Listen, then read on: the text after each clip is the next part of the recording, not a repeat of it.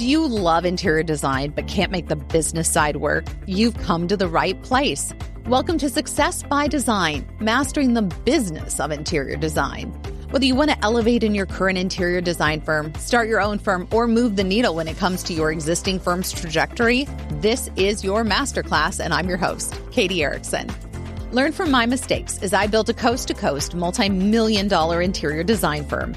I share nearly 20 years of serving as a university professor of undergraduate and graduate business courses with you. And best of all, I bring in experts in all things business and interior design. Class starts now. Hey, Jason, welcome to the show. Hello. Nice to be here, and Happy New Year as well. I love it. I'm here for every part of it. And Jason has 2 kids. I have 2 kids. We hit it off. And what I loved in talking to you before this conversation, but we were talking about marketing. And it's such a unique story as to how you got into marketing specifically for interior designers. And one thing I said is I feel like everybody wants to dabble in marketing, but nobody really knows how to do it well. Or there's a lot of people that pretend to do it well, especially when it comes to the niching out of our industry. It's just a little more unique than what everybody else is doing, I like to think. And maybe that's self-serving. But tell us, how did you get into marketing? How is your approach different than the dabblers and the people who just say, oh, I just do Instagram or I just do X, Y, or Z? How much time do we have? So, no, I'm just playing. I know. I don't want to cliff notes yet. So my background, I'm actually an architect by trade. And so I have an architecture firm here within the Dallas area. And how I got into marketing is because I used to teach architecture at LSU. And the dean had the bright idea of wanting to teach marketing to the students so they could be more marketable once they graduated. I'm not teaching now, but at the time I was one of the younger hires, and I went to Ohio State. So They nicknamed me the young buck because of the Ohio State Buckeyes, and I was one of the youngest hires. Yeah. And so one of the older professors said, let the young buck teach that class. So I had to learn all of the marketing lingo. And honestly, I wanted to learn a lot of that because we actually hired a lot of marketing agencies to market our architecture firm. And I didn't like how they did it. So it helped me because I was able to apply a lot of that I was learning to our own architecture firm. So as I learned all of this and I started to teach it, and I also started to apply it to our own architecture firm, one of the designers here in the Dallas area reached out to me and said, what are you doing? I'm seeing you online all the time. Like, what are you doing? And I was letting her know about SEO. And this was right around 2010, 2011, when SEO was not as popular as it is now. And so she's like, I've been hearing about those SEOs. What is that SEO stuff? I've been hearing about that. So I had told her search engine optimization. And then I said, let me show you how to do it. So showed her how to do it. We went over it. And then about a year later, she started to get a lot of traction. And her colleague reached out to her and said, what are you doing? She said, I'm seeing you online a lot now. So she said, talk to Jason. She said, the architect? She's like, yes, talk to him. So she connected her with me, helped her out. Then about a year later, she started to have traction. And then I started to get more referrals. And right around 2016, I talked to my partners because I have, on the architecture side, there are actually 4 of us. So I talked to the 3 partners and said, we may have something here. We need to open up our marketing agency. And so that was the start in 2016. So from 2016 to 2020, it was like a side thing that I had. And then I had one other person helping me out. Right when the coronavirus happened, that's when everything, as you know, hit the fan. Yeah. And so that's when I started to hear from designers across the country were like, look, we heard about you. And as I told you at that time, I only had one other person. And then I had 1 or 2 contractors helping me out. So I was like, okay, I went back to my partners, like, we really need to grow this. So that's when I really grew the team. And then that was really the impetus. Even though I've been around since 2016, really I say 2020, because that was really when we put emphasis into the whole marketing aspect. And the other question you asked about what actually differentiates us, I would say there's a couple things. One is our knowledge of the industry. That's huge. Like I had told you at the start, is that we actually had an agency helping us out, and they really didn't understand the industry architects, interior designers, we view things differently. I actually had this talk earlier about there was a comedian that talked about how we view things almost like marijuana. Like we see things that are not there. and It's the highest compliment I've ever been paid. You look at things like you're high. Yes. So the comedian has an uncle that's an architect, and he said that because he went to dilapidated, rundown building with his uncle. He walked in the space and said, "This is amazing." And he was looking like, "What are you talking about? Everything, holes in the wall, burnt out." He's like, "No, there's so much potential here." Yeah. And so as a marketing agency that we work with, they didn't understand the creative side of a lot of designers, architects, and interior designers. And so they were not able to speak the language. They were not able to convey what we see to the end user the right way. So that's one of the things that separates us is just our knowledge of the industry. One other thing is how we look at ROI. Oh, interesting. One of the things the marketing agency would always do is that they would say they would get us leads and say, "Okay, we got you leads. What happens from there, that's up to you. Okay, we got you leads." Totally true. We want to follow through the process. We want to get leads, but at the same time, make sure that the leads are applicable to what you do. But we want to also help you close them. Because if we're able to help you close the leads and you get more money, now you see the value in us. You view us as a partner, not a commodity. And so that's what actually differentiates us. There's a few other things, but at the high level, just that's what I want to talk about. Those are two really big things, though, when you really, I mean, as an architect who understands the industry, that's a great foundation to be able to stand on. And to your point, it's not like, "Oh, we just got you leads, you're on your own." Well, yeah, but are they they want help designing a restaurant? And you're like, "But all I do is residential." I mean, yeah, is it applicable? That's a big question. Just because there's a pond out there doesn't mean it's the one I want to swim in. Hugely helpful. Okay, you talked a lot about traction as you were sharing that story, about how there were people coming back to you saying, "I've seen you all over online. What are you doing?" Let's talk about that for a minute. I feel like a lot of marketing for a lot of designers is like throwing noodles at the wall and seeing what sticks. Do I do Instagram? Do I do Facebook? What are you seeing out there that time and time again is proving to be tried and true strategies that are working for our industry? It may sound simple, but start with Google Business Profile. Well said. That is one of the things that I tell a lot of the designers I talk to.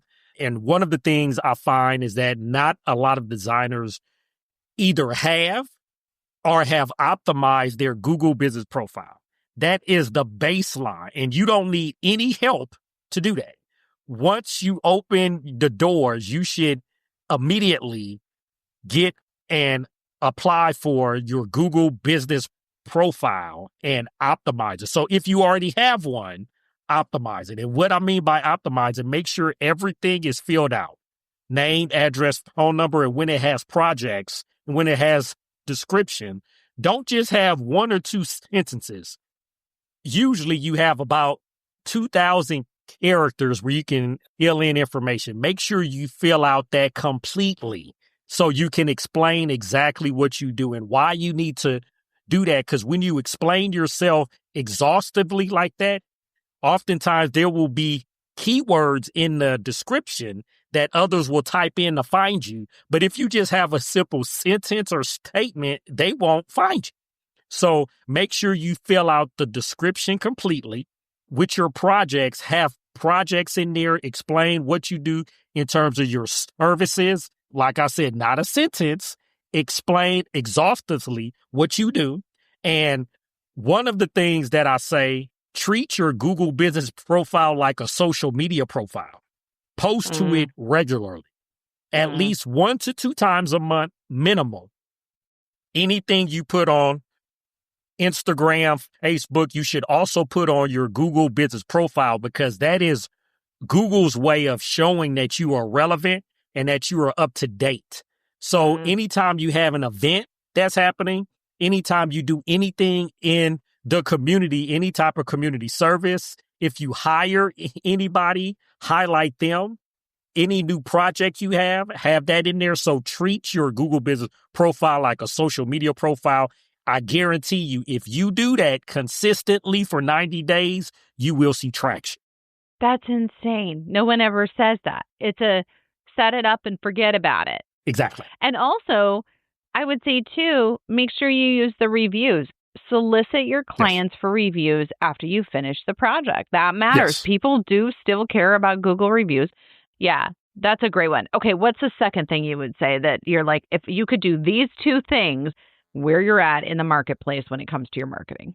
I want to tie back into the testimonials and the reviews. Go for it, because it's a big one. Yeah, you must do that. And I would say aim to get at least one review every other month. So if you get 6 reviews a year, I guarantee you will be ahead of your competition. Love that. The next thing, website. So if I had to say 2 things, Google Business Profile, next thing, website. Which is kind of interesting, because I thought you were going to be like, social media, social media, social media. No, this is not social media. I love this. This is so good, Jason. Run with it. And why I say this, because these are 2 things you do not need to pay anyone, a marketing agency, an intern, or whatever to do. Now, if you don't have the time, obviously you can hire an intern to help you out with this part-time or whatever, or even a VA. You can have a VA work on a lot of this. But I'm helping to supply information that you don't need to spend a lot of money to have traction and do. When I talk about website, I'm going to hand you a short story. So in 2019, we actually had a designer come to us crying. Oh. And this is why they were crying. Oh, dear. Because they ran everything from their social media profile, what you were just talking about. They ran everything from Facebook. They drew all of the traffic. They had all of their projects on there. Every time they did something, that's where they would post it. And they would draw all of their traffic to their social media profile. What happened? They ran ads and they were not up to date on the policies and procedures. If you know anything about social media, they're constantly changing their policies and procedures. And if you're not up to date, did we get locked out? You can get locked out. That's what happened. She lost her profile for 6 months. 6 months. Oh, that's a career killer right there. Yes. And like I said, she was driving all of her traffic to that property. That's why I emphasize, make sure you have a website, because that's one property that you own, nobody can take away. The only way it could get taken away is if you don't pay your hosting bill.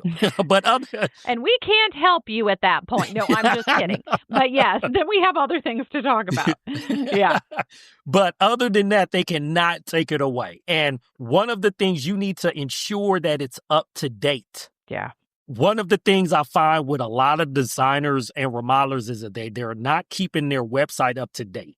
They'll do a project. One of the times that I found that everyone did up-to-date analysis on their website was during the coronavirus, COVID. 2020. Yeah. That's when everybody updated. Well, we were all stuck at home. Of course, we were going to update our websites. But what I find a lot of times when we work with designers is when we look at the projects they've done, one of the first things I ask all designers we work with, who is your ideal client? Okay. And we run through an analysis to understand who they are, because one of the things we say in the marketing world, if you actually try to market to everyone, you're actually marketing to no one. So by understanding who your ideal client is, now you can reverse engineer and see where they are and actually market to them the right way. But you can also create content that resonates with them. And when we run through this exercise, I often look at their website and see, okay, when was this image of the project done? Out here 2 years ago, 3 years ago, 4 years ago. I've heard 10 years ago, 15 years ago. Okay. So let me ask you, if you have a project that was done 5 years ago, how well does that represent your design talent today? Great question. Because as you work on more and more projects, you learn things, you enhance, you improve. So I would say a project you worked on last month says more about who you are as a designer as opposed to a project you worked on 5 years ago. Yeah. And oftentimes that's what's on your website. So making sure the information is up to date and it's relevant to your ideal client says more than if you was to run ads on Facebook or if you were to do anything else. Because oftentimes if you run ads, where are they going to go? Your website. So well said. In fact, it's interesting. I'm reflecting back on teaching almost 20 years of undergraduate and graduate business courses. And I remember Marketing 105, that is straight up where we start. Who is your target market? I feel like a broken record, but there are so many times where I'm like, you don't need to be marketing roller skates to someone, a 6-month-old. A 6-month-old does not need roller skates. And if that is what you're marketing, guess what? You're not going to sell one pair of roller skates. But it's always interesting to me how people are like, well, if I spit it out into the universe, someone will stick. And I'm like, maybe 1 in a million, but wouldn't you rather go find the person who's taking roller skating lessons and wants to buy their own pair? Exactly. I mean, there's just so much value in understanding your target market. Okay, you have surprised me by going with traditional forms of marketing, which I didn't expect. So it has me asking the question, is email marketing dead, Jason? No, it's not. And I knew you were going to say that. And I have a story for you where that is concerned too. I want to hear it. So the same client that had us start this whole thing here in the Dallas area, I'm not going to say her name because she's a well-known designer. But when we start working with her, we talked about email marketing. And she said the same thing. Email doesn't work. We do email all the time. We send it out to our audience. We never get a reply. It's just a waste of time. I don't even know why we do it. So I said, okay, let me look at your email. So we looked at the email, and what we saw, it talked about all the awards she won, how great the designs were. I mean, it was okay email, but the problem was it was about her. It was not about the audience. Yeah. What's in it for me? Yes. Yep. You have to tell your audience what's in it for me. Yes. So what happened is we restructured the email. Nice.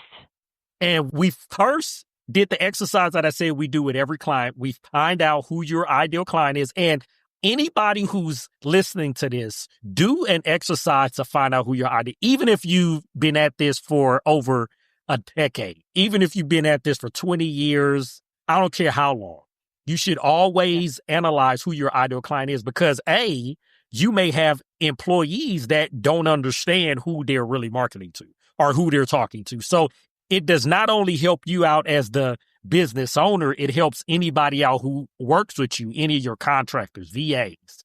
They should know who your ideal client is too. Well said. But once we did that exercise, we now redid the content to speak to them.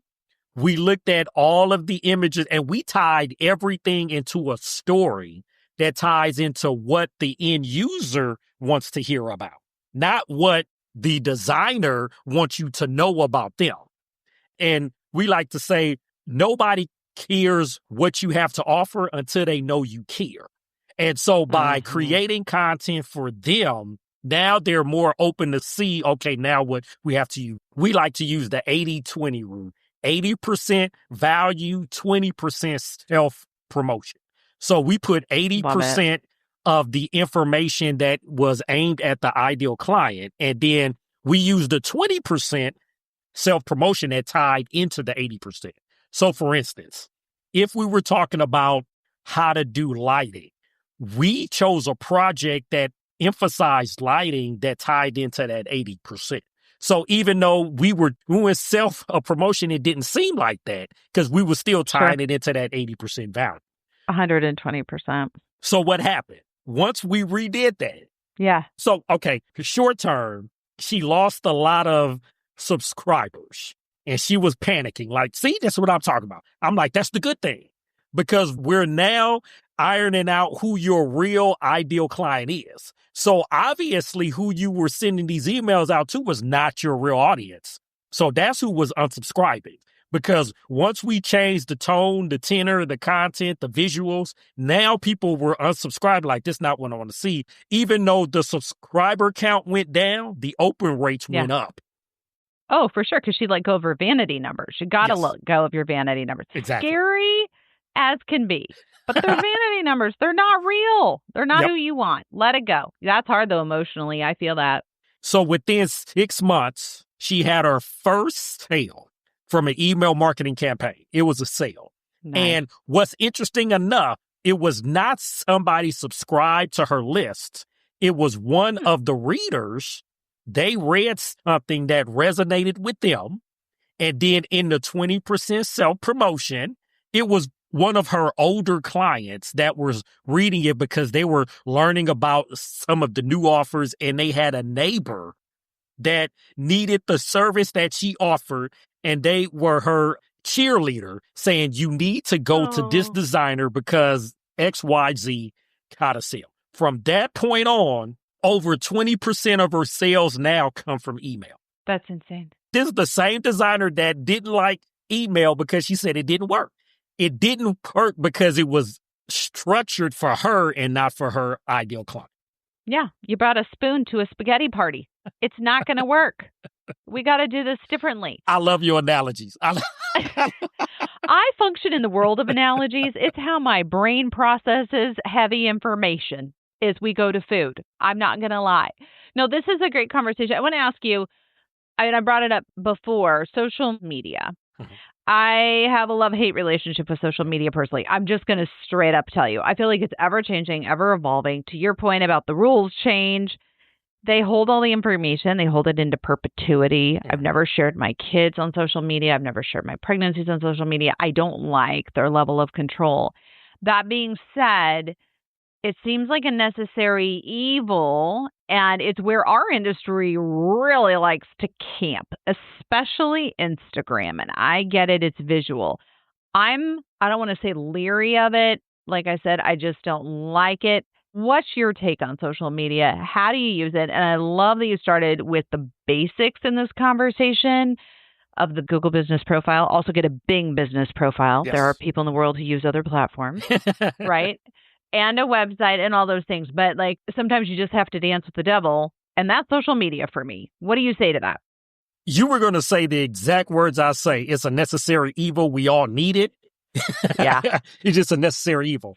But what I would say is that it's necessary. And what you need to do is create an outline. And this is where you can use AI. You can use AI to create a prompt to help you create the type of content that you should create. Because one of the things I used to get asked all the time is, A, what do I need to be on? And what do I need to post? So the first question, what do I need to be on? First, know who your ideal client is so you can reverse engineer to see where they are. They will tell you the platform you need to be on. And then next, what do I post? Now you can use AI to create a simple prompt to help you get an outline for all the different types of posts you need to do throughout the year. And that's an easy way to do that. But as you post, one of the things that resonates a lot is short form video. And when I say that, I may hear a lot of your listeners saying, oh, here we go. I need to do video. Honestly, it's not as hard as... If you have an iPhone yes. or an Android phone and you have a camera, you can do this. I mean, we don't have to go to a production company is the point. You took the words right out of my mouth. All you need to do, honestly, this is what we do anyway. We do before and afters. You can take a simple video of an after of one of the remodels you did, whether it was a kitchen remodel, bathroom remodel, just to show it. Honestly, even if you do not want to do video, you could take the images, bring it into Canva, and do a slideshow. Canva can help you create the video. You can add music in Canva. You could do a voiceover, and everybody that's listening should have a Canva account because it's free. You don't even need to have the paid version. You can use the free version, add images in there, and create the video. That can create the short form video that you can have on social media. And we will put a link in the show notes to that because we use the paid subscription, and you will have to pry that from my cold, dead hands because it is so effective from a marketing standpoint of making things look great. And the other thing I would say, too, about video, it doesn't always have to be dialed in style. I think sometimes in our industry, we have this perception it has to be amazing. It can also be a behind the scenes. And people love behind the scenes. Our sourcer's really good at shooting video when she's out doing day of finish out. she'll be in her Converses, right? Things like that that make it real and human. It also, I think, gives value to what we do because people are saying it's a lot of work what we do. It is not showing up to some job site in 3-inch heels. Like, that's a different show. That's on Netflix. That's not what we're doing. So, yeah, incredibly valuable to be able to do that. Let's talk about paid ads. Important, not important. I feel like I wanted to have the paid ad in the SEO chat because I feel like SEO is changing dramatically. Our producer, who I absolutely love and adore for this show, Leah and I were chatting about it, about AI and ChatGPT. It's insane to me now that instead of Googling something, you chat it, as my kids call it. They don't Google stuff. They're like, Mom, chat it. And I'm like, okay. Like, it's so quickly changing and chat so quickly changing. Is there still value in a good old-fashioned, who would have ever thought we'd say that, good old-fashioned SEO? I just had this talk the other day. Okay. Somebody asked me, is SEO going away? I said, no, it's just evolving. Well said. So you say Chat GPT, you can type it in, okay? When you type it in, whatever the question is, the AI has to go where? The internet. Is going to the internet to get the information. So how are you one of the sites or one of the websites it pulls up? Search engine optimization. So it's still relevant.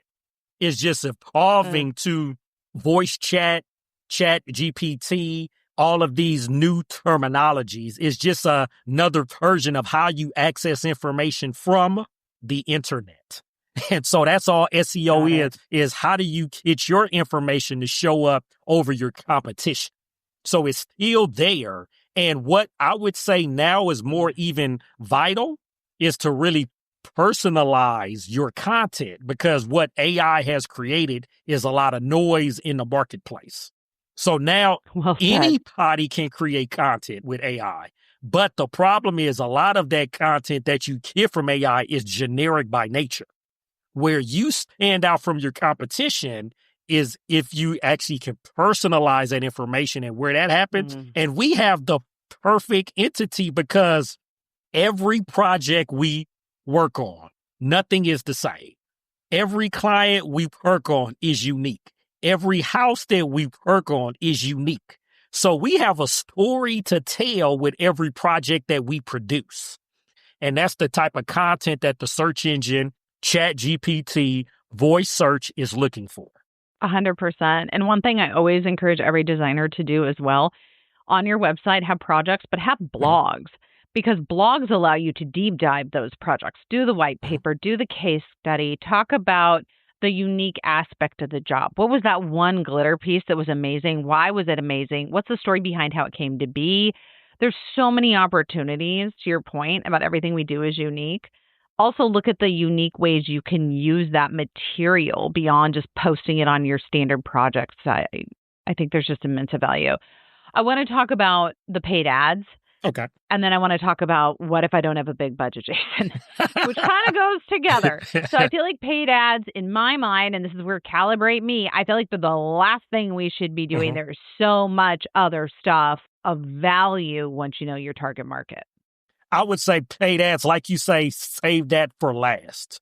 Make sure everything else, like we talked about, Google Business Profile, website, social media, where you can spend little to no money at all to do a lot of this information.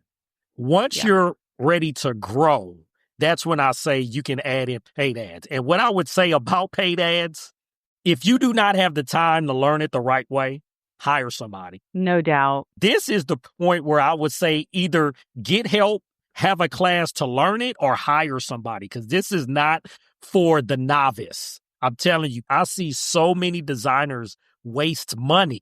Here's an example how. When you create an ad, if you click to have them go to the homepage of your website, you probably are losing money. And you're probably like, what do you mean losing money? I'm sending them to my website. 9 times out of 10, if you ran an ad, it's an ad for a specific action or a specific call to action, whatever that may be. It may be you want them to look at doing a bath remodel, look at doing a kitchen remodel, whatever it is for you. Whatever that ad said, once they click on it, they go to your website. 9 times out of 10, your website is not just around that topic.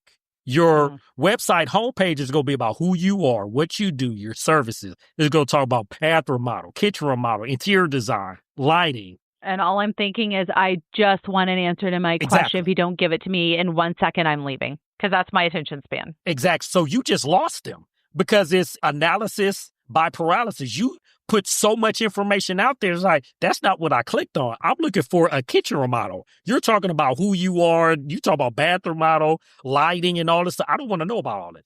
So oftentimes you have to create a landing page that just specifically ties into that ad, and then it takes them to exactly what they want.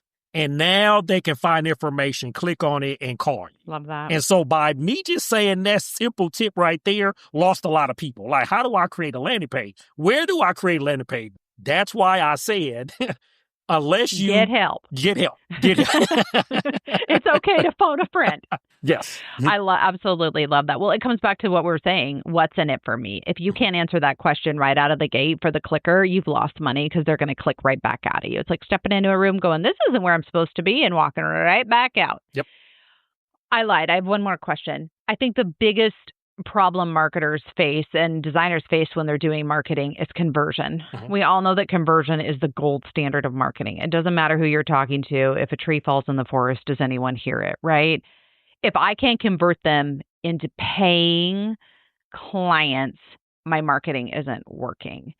How do we do that? How do we get them converted?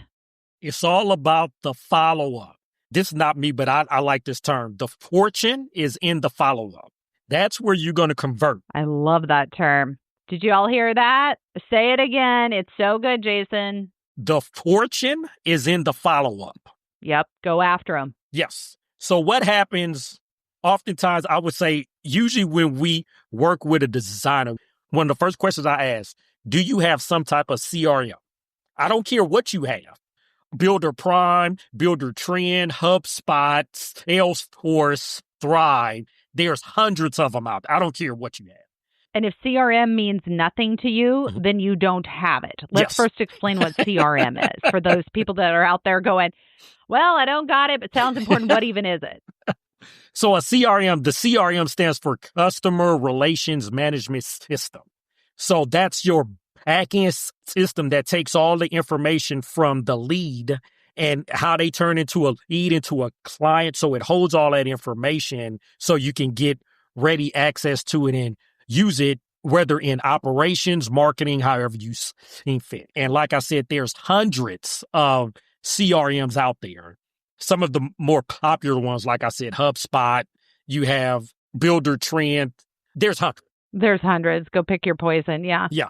But one of the things, when you choose a CRM, what I would say, make sure they have good customer service and make sure it can be optimized to what your needs are.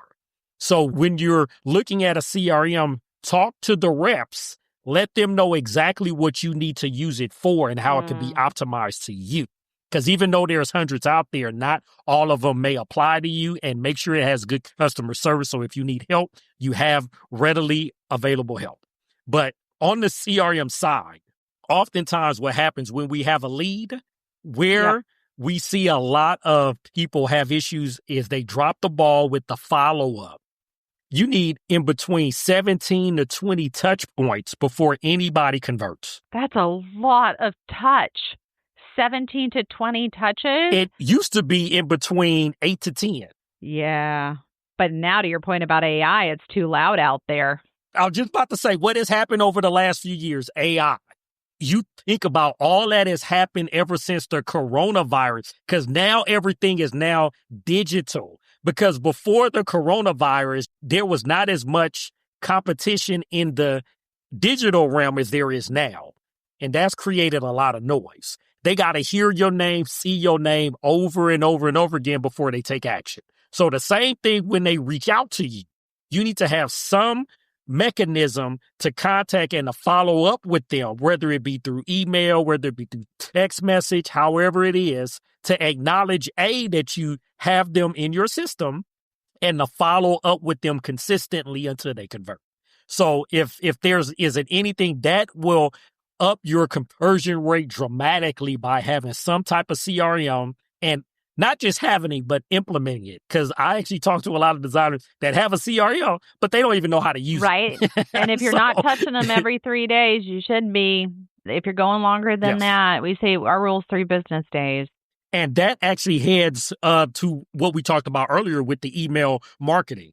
Email marketing is an aspect of follow-up. It sure is. And when I had talked about the designer that we did, and remember I said it initially took 6 months because oftentimes you may hit individual or they may reach out to you and they may be at the stage of just information gathering. That's where they may be at the time. 9 months down the line, they may be ready to actually pull the trigger. If you're top of mind with email and follow-up, you're the one they're going to think about because they may have went to your site 9 months ago and love what you had to say. But if they don't hear from you ever again, 9 months later, when they're ready, they'll be like, okay, who was that I reached out to? Let me just look online again, and they'll find somebody. 100%. But if you're emailing them, if you're top of mind, they'll be like, I'm ready now. I'm going to talk to XYZ Construction or XYZ Interior Design. That's where I'm going. This is why the fortune is in the follow-up. Last point, because I know we're running out of time. I'm going to give you but Jason, and I play this game with guests on my show. But Jason, I don't have a lot of money to spend on marketing, or I don't have a lot of time. What should I do? I would say what I started with. First, Google Business Profile. That's where you need to start. And website. In time, either you, your team, or an intern, a VA, or whatever, making sure that your website is up to date. You have all of your recent projects. You've done the exercise of identifying your ideal client avatar, whoever he or she is, or whoever they are. And the content represents who they are. So it's like you're speaking to them. On the Google Business Profile side, making sure that you're posting regularly. All the information that's on your website up to date should also be on that. And then from there, that's all the free stuff. Then head to email marketing. Institute that. Just start small with your immediate audience, finding out who they are, what they like, so you can, as I said, the 80-20 rule, 80% value, 20% self-promotion, create the content that resonates with them. Start that consistently at least once a month so you can stay top of mind. Then you can move into more of the more time-consuming paid stuff. Social media. Now you can start to consistently post there. When I say consistent, whatever that is for you, once a month, once a week, whatever, but consistent. Whatever it is you start, keep it up. That's the biggest thing. It's just like a workout. Yeah, it is. Don't be the January, June, right? Like, get after it and post it consistently, because people will check. If they're like, wow, they haven't posted since the War of 1812. Do they think that you're in business and doing things? No, they certainly don't. They really don't. Yes. But last month, that works. That still works. Mm-hmm. And I would say, honestly, if you haven't used AI, Chat GPT, get a free account and start a prompt just to help you to lay out, like I said, the social media calendar that you create and help you create a marketing plan for the year. It's a great idea. I'm going to actually speak at the KBIZ event, the Kitchen and Bath Industry Show. One of the things I'm going to talk about is marketing channels. And one of the channels I'm going to emphasize is just Chat GPT, using it effectively and having it help you create a marketing plan for the year. All of this stuff I've said up until now, outside of a little bit of the social media and the paid ads, everything I've said up until now is free. Love it. It will take a little bit of your time, but you can do this. And if you implement this and you're consistent with it, in 6 months, if it hasn't changed, find me and tell me what's wrong. I absolutely love it. 3 big takeaways today. If you're marketing to everyone, you're marketing to no one. Figure out what's in it for me as that target market you're going after. If you can't answer that question, your message needs to be fine-tuned. And the fortune is in the follow-up. Jason, what a great conversation. Couldn't have asked for more. Thank you, sir. I loved it. Anytime. And like I said, if you're consistent on any channel, whatever the channel is, don't listen to everybody that you need to do this, you need to do. We work with a lot of companies. Everything does not work in every market. You need to find out what works for you and be consistent at it. Whatever the marketing channel is, Give it 6 months and I guarantee it should work out. Awesome. Hey, everybody. Welcome to the Coaching Corner. And I am so excited to have the conversation with you today as you're sitting here listening to the conversation that Jason and I just had. And you may be going, yeah, but I don't have a pipeline. I know I need marketing, right? This is the exact conversation that we want to have because I have seen just in the last week with my coaching clients, I had one that's super established out of the Bay Area and for the first time is saying she doesn't have a pipeline.